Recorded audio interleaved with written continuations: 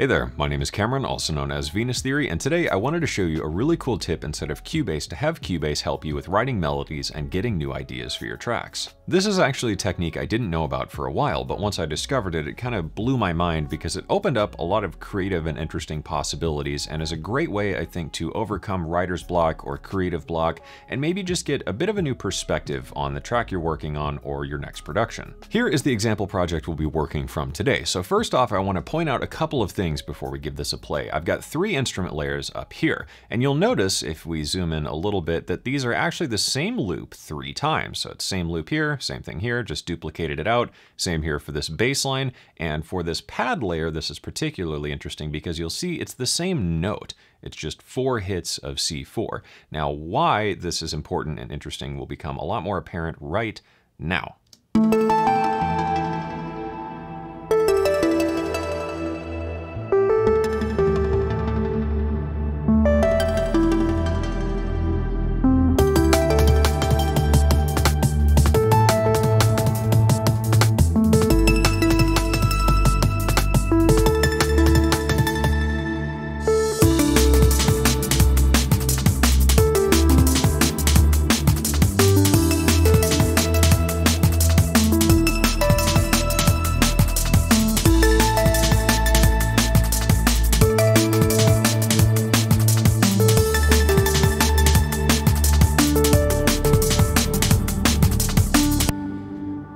In case you didn't catch that, this is entirely generative, actually. It's a little bit generative, but more on the random side. But the cool thing is I can play this forever and ever, and it's never going to be the same, and that's because of this technique we're going to be using here today. To demonstrate this a little bit more clearly, let's just solo out this pad layer. So again, this is the same note over and over, but if we listen carefully,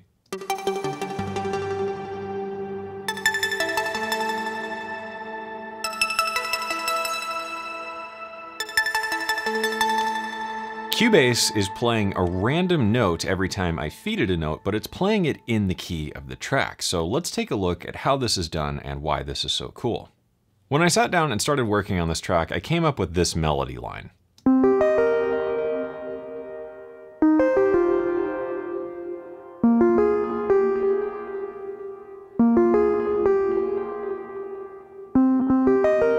Now, there's nothing inherently wrong with this, but I wanted to get some new ideas so I could progress and evolve this song a bit more and get some variations on this core theme, and I did that using the MIDI modifiers. To set this up, I added a MIDI modifier here, and I set the random to target the pitch. From there, I set the range to -5 up to +8, and this is the range in semitones. Then, to cap things off, I went to the scale and set this to pentatonic in the key of the track. In this case, it's in C. This is because the pentatonic scale works really nicely no matter what you're playing underneath of it, but there are a ton of different scales available. This is really cool because no matter what you're working on, this technique can be really helpful. If you're working on a new track, or you're working on a sample pack, or a film score, or a game score, no matter what key or scale you're using, you can use this technique to follow along and spit out some new ideas. Once I've set this up, what's going to happen is Cubase is going to listen to the MIDI that I'm feeding it, in this case the little loop, and it's going to spit out a random note for every time a note is entered, and it's going to change that note within a value of -5 to +8 semitones, but it's going to keep it in a C pentatonic scale. So now if we play this again,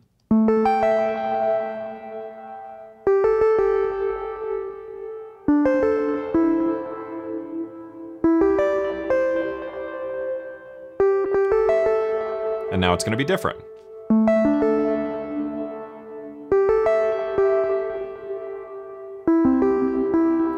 And that, I think, is a pretty powerful idea. I'm very into the idea of computer-assisted or generated compositions because it's like having a musical partner to bounce ideas off of, because I don't really tend to collaborate with other musicians. It's not something I particularly enjoy doing, but this is kind of like having a partner to give something to and get something back out of that I can then work with and build my track from. Why I think this is particularly powerful, though, is if you really just have no ideas, you can just enter a rhythm and Cubase is going to give you something back. So let's go here and just plunk in a couple of notes.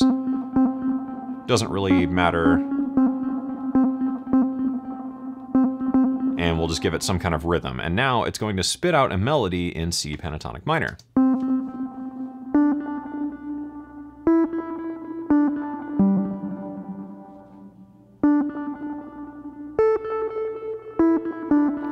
Now that might not sound exciting on its own, but let's take a listen to this in the context of the track.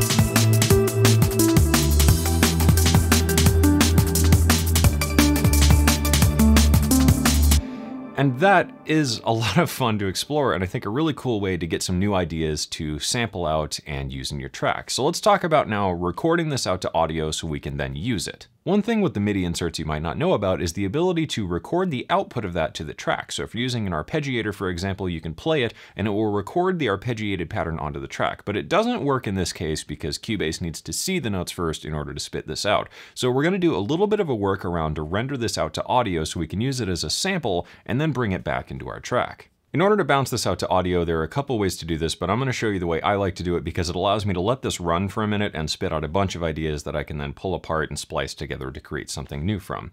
So first up, I like to bypass any processing that I have just to make sure it's a nice clean sample. In this case, all I've got going on is a multi-tap delay. I use the analog stereo echo preset, but we'll call this up again later. It's not important for right now. We'll go to add track and we're going to add a group. We'll call this through because we're going to run our audio through this. Then we're going to add an audio track. So we'll go up to add track and select audio. Here we're going to set our audio input. I'm going to set this as the through group, or the group that we're running the audio through. That way we can record onto this audio track, and this will all make sense in a minute if you have no idea what I'm saying. So we'll add that.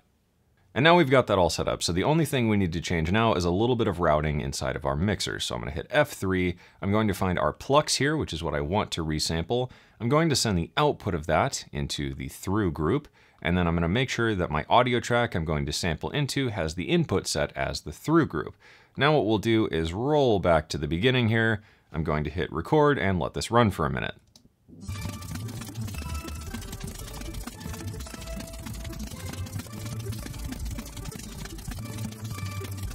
Cool, and we're back. So I let this run a couple times through this cycle, and now what I've got is a bunch of individual takes because I let this loop over and over, so we can just bring these out, move them around. And now we've got 4 different melodies that we can use. So we can just mute this track now. We'll go back, open up our mixer here, and I'm just gonna drag the delay over to the audio track. We'll enable it once more. And now we've got 4 variations on the melody, so we could try out this first one.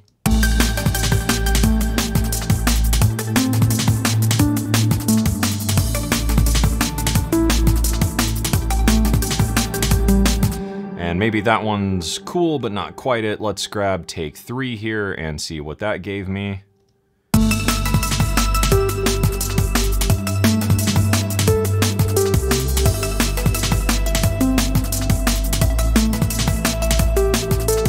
So I like the first half of this one, and I kind of like the first half of the take 1 we did. So let's just grab that and we'll splice these two together and see the new melody that we've got.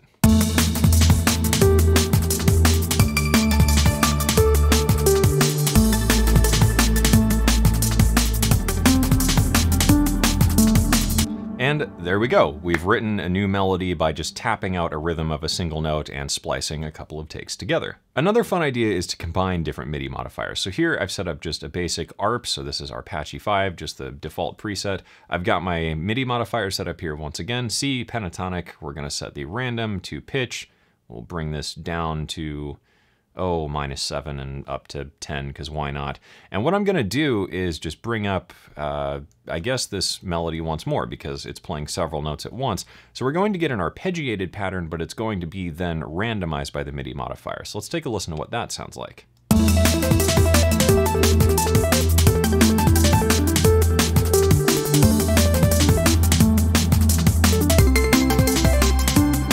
So that's maybe a little bit intense. Let's drop the step size down to maybe dotted eighths. That should sound kind of cool. And now we've got that playing on top of the melody line we recorded out earlier.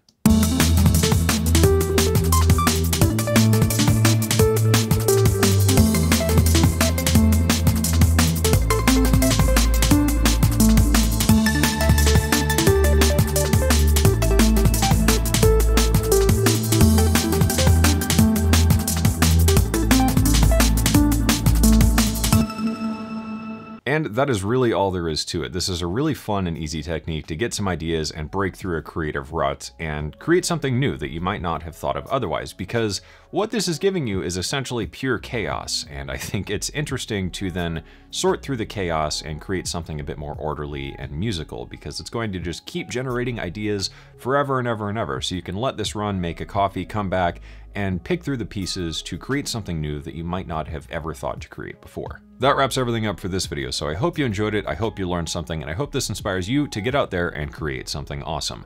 For more information on Cubase, you can head over to steinberg.net, and for more tutorials like this one and all things Cubase, you can subscribe to the channel down below.